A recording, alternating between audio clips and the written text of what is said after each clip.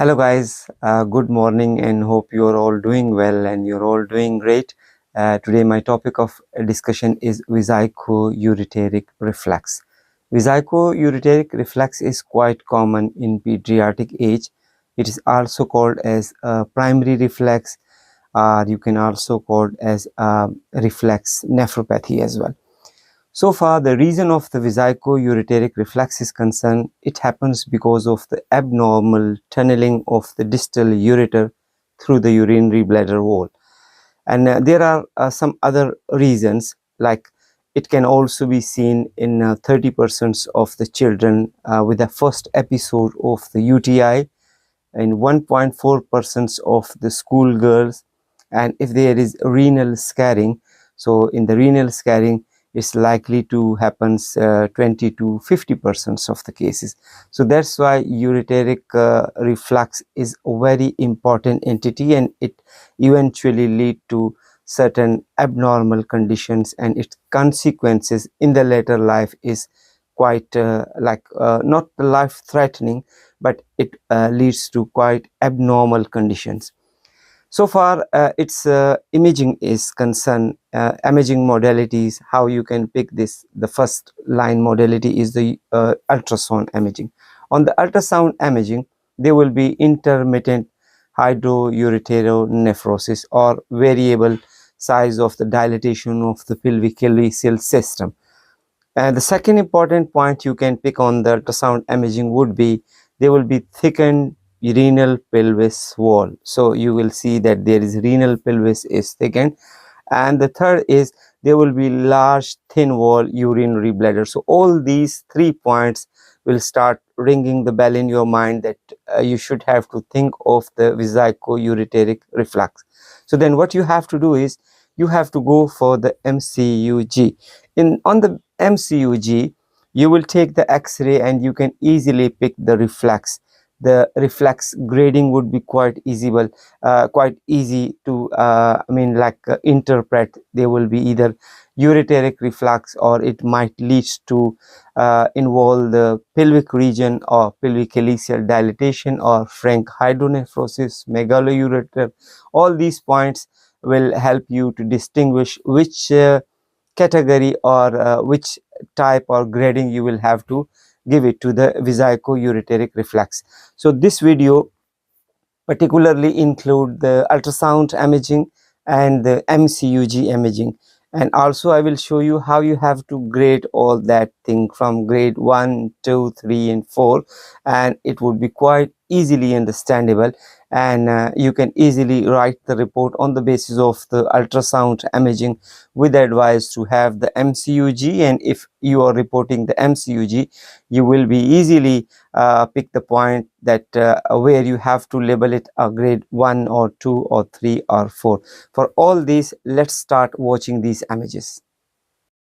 On this image, the vesico-ureteric reflux has been given, and its 5 category has been drawn to make you understand. So far, the grade 1 reflux is concerned. You can see that the reflux is into the ureter. In grade 2, the reflux will be into the pelvic calyceal system. You can see that there is pelvic calyceal system dilatation, but there will be no blunting. Look for the third one, grade 3. There will be reflux into the ureter, into the pelvic calyceal system, but you can appreciate that there will be blunting of the pelvic calyceal system, and there will be a papillary impression as well.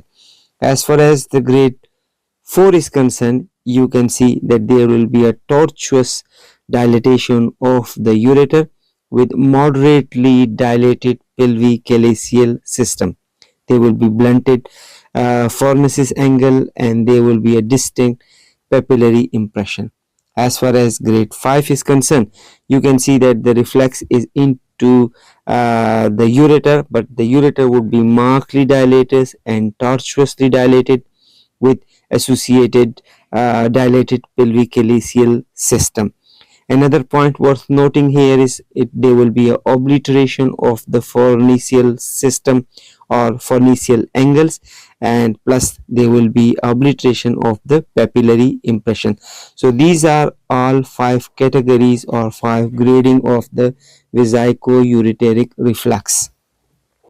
This is again the same presentation, same image, but just to make your eyes familiarize with the grade 1 and grade 2, grade 3, grade 4 and grade 5 vesico-ureteric reflux. So here it's quite easy and you can easily pick all these findings. So I'm gonna discuss and show you the ultrasound imaging and also the MCUG images, so make you understand that how you will be able to appreciate these grading of the vesico-ureteric reflux on certain imaging modalities. This is the ultrasound axial image, and you can appreciate that there is a right kidney with the dilatation of the pelvic calyceal system. You can see that the pelvis is dilated. Beside this, calyceal system has been already dilated. So this is what the vesico-ureteric reflux. But you never know, there may be any distal obstruction because of the ureteric stone or any like if there is sloughing of the papilla, it may obstruct the ureter. So for that you have to go for the MCUG to confirm whether this is true vesico-ureteric reflux or not. Especially as I mentioned that this would be in pediatrics age group when there is no other cause and there is no other identifiable reasons on the ultrasound imaging.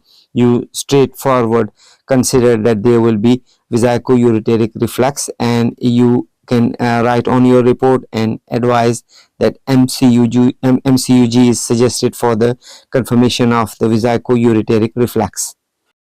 This is another axial image of the ultrasound, and you can see there is a marked dilatation of the pelvic calyceal system.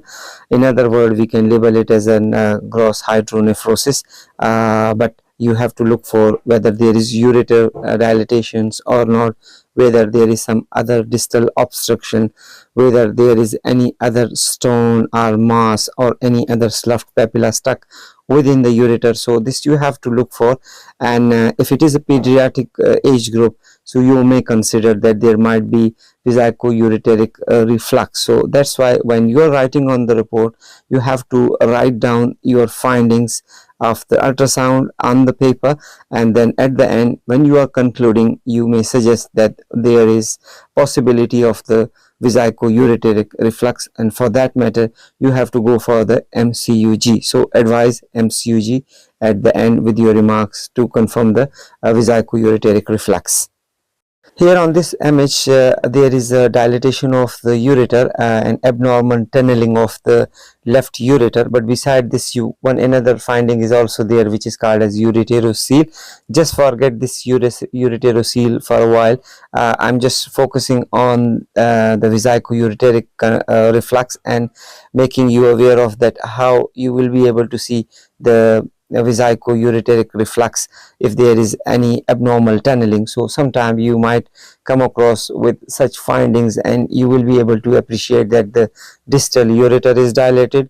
Beside this, if there is any other reason of the reflux, like maybe UroSeal, so you may be able to pick that as well, or if there is any mass lesion within the urinary bladder, or if there is any stone there, so you can also pick that. But anyway, if you're going for the vesico-ureteric reflux, so you will be seeing a thin wall distended urinary bladder.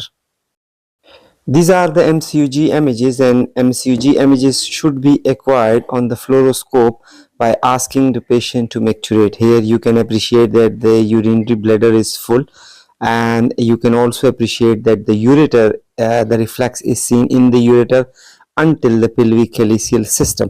So this is a clear picture of the right-sided vesico-ureteric reflux of grade 2. So you can see that the urinary bladder is a thin wall. Beside this, the ureter is dilated, and it reaches up to the pelvic calyceal system with the dilatation. So this is the example of the grade 2 vesico-ureteric reflux on the right side.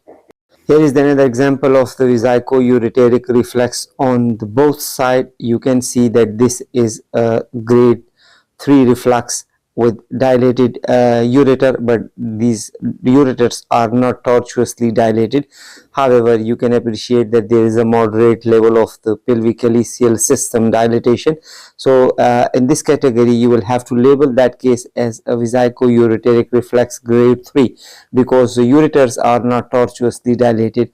However, pelvic calyceal system and blunting of the fornices can be seen in this. So you might label it either in grade 2 or grade 4, but I particularly mentioned this would be as a grade 3 Vesico-Ureteric reflux on the basis of these MCUG images.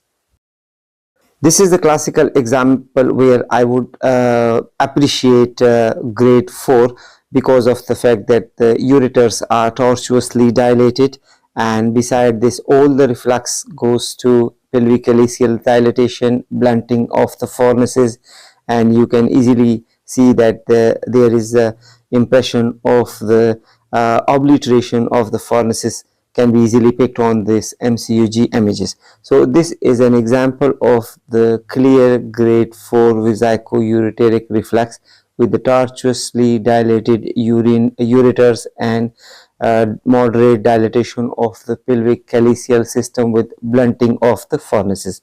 So on the MCUG, this would be a grade 4 Vesico-Ureteric reflux. So here is the grade 5 Vesico-Ureteric reflux. You can see it would be seems as a megalo-ureter, tortuously dilated mega ureter with moderate to severely dilated pelvic calyceal system, blunting of the fornices.